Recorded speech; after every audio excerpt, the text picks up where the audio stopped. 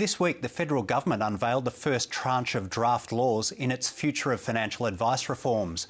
Among them, an increase in ASIC's power, a ban on conflicted remuneration like commissions, and a rule forcing advisors to act in the best interests of their clients. The proposed changes were generally welcomed by the industry, but will they be enough to weed out the spivs and charlatans? I spoke to the Financial Services Minister Bill Shorten at the end of a busy week selling the new measures. Well, Bill Shorten, you've announced a number of reforms in your Future Financial Advice package this week, but what amongst that package will actually stop a big collapse like we've seen in recent years, like Storm Financial or Opus Prime or their like? No one can guarantee that if a person behaves dishonestly, that the rules will catch someone from being dishonest. But what we do know is that these rules will eliminate some of the disincentives for people to insufficiently analyse the too good to be true deals. What do I mean in plain English? What I mean is that with Trio in 2002, advisors were getting 10% of what was invested as a commission. Now, my opinion is that whilst I don't want to arbitrate the ins and outs of every matter, what I do know is that if I'm a customer going to a financial planner, I want to know you're working for me, not for someone else. Well, what is there in the package, though, that will stop unscrupulous promoters from getting out there and promoting these unrealistic deals? Well, consumer groups and people who've been through the mill in terms of these terrible financial collapses, they will readily advise me that they want to know that their planners are working for them, the customer, and for no one else. What we're trying to do is reduce the chance of divided loyalties.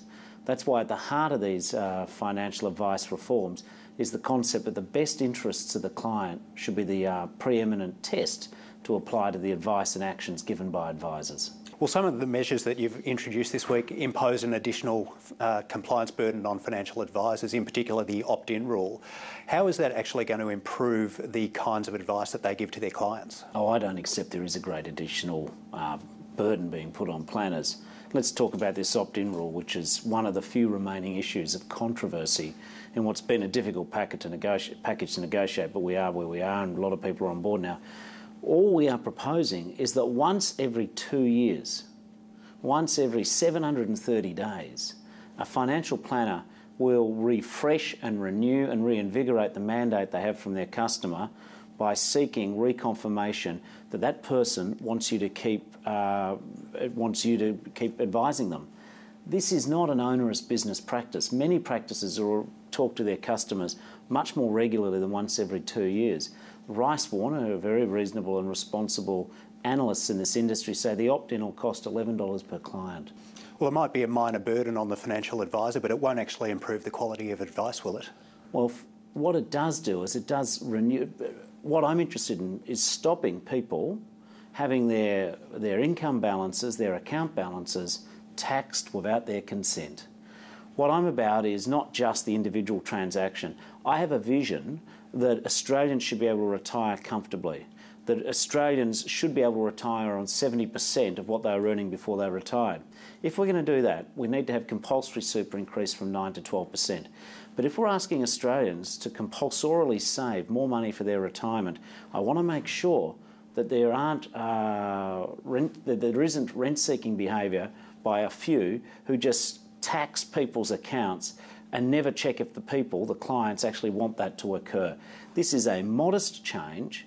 The big part of the package is already agreed by everyone, and I think that the goal is the customer and people retiring in Australia with enough money so that their last 20 and 30 years after they retire can be lived comfortably and with some degree of decency. Well, one of the things that people in the industry are saying about this package is that it could lead to more consolidation, and we've already seen a step in that direction this week with the Commonwealth Bank announcing plans to take over Count Financial. Would that be a negative outcome for clients if there's fewer players and less competition in the industry? Oh, there's about 28 assumptions and questions in that one statement you just made. First of all, the argument that because we announced reforms on Monday, that by Tuesday Count and CommBank conducted and concluded a negotiation is a nonsense.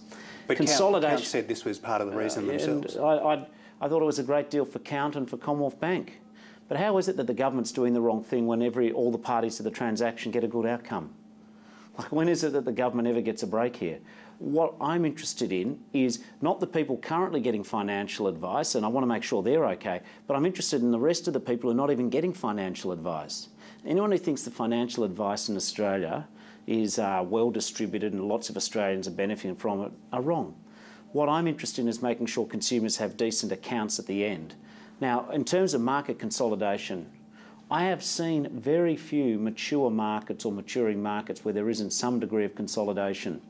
And is anyone seriously suggesting that if we just ignored the issues of financial advice, the larger institutions wouldn't seek to merge with growing institutions? We've got some more reforms to come on the future of financial advice, in particular restrictions on people using the term financial planner.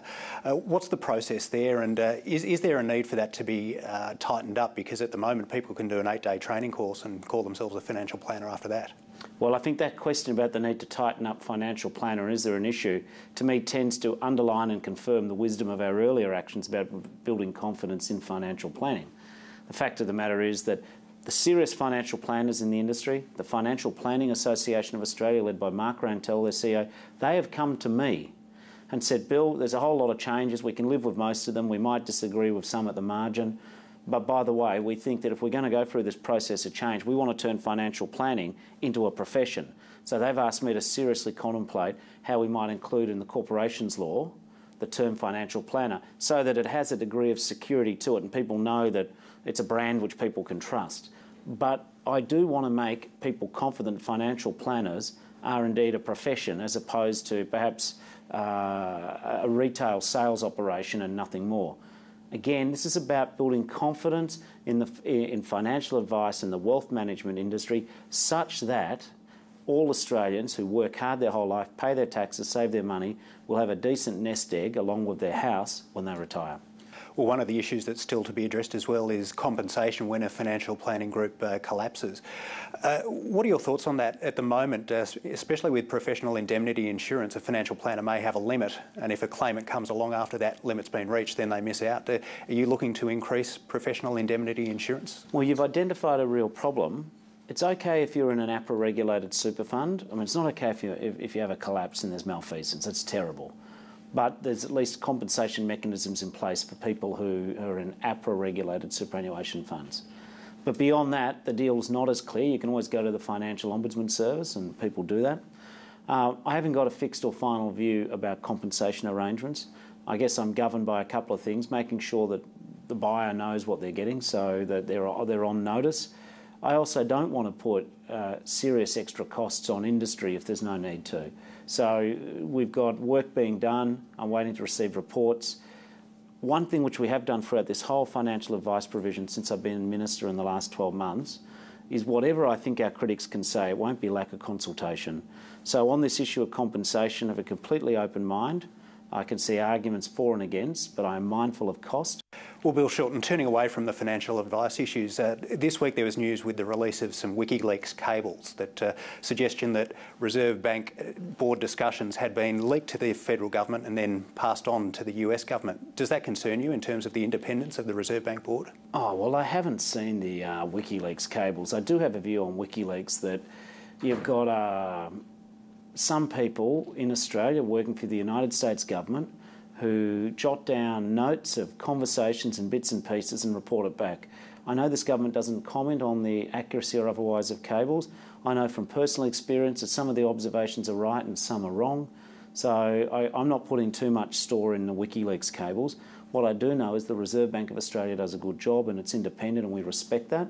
There'll always be fierce debate in the community about decisions of independent bodies, but we've got to respect that independence. But would it concern you if the deliberations of the Reserve Bank board are being leaked outside the board and undermining its independence? Surely that's inappropriate. I'm a very pragmatic person and I just don't deal with hypotheticals. Have you made any inquiries as to whether leaks have been coming out of the Reserve Bank board? Oh, I don't deal directly with the RBA. Again, WikiLeaks is a veritable chest of information, some of it right, some of it wrong. I'm just not going to get into debating the last crossed T and dotted I of WikiLeaks. I live in the real world, not the hypothetical world. Thanks for joining us, Bill Shorten. Thanks very much.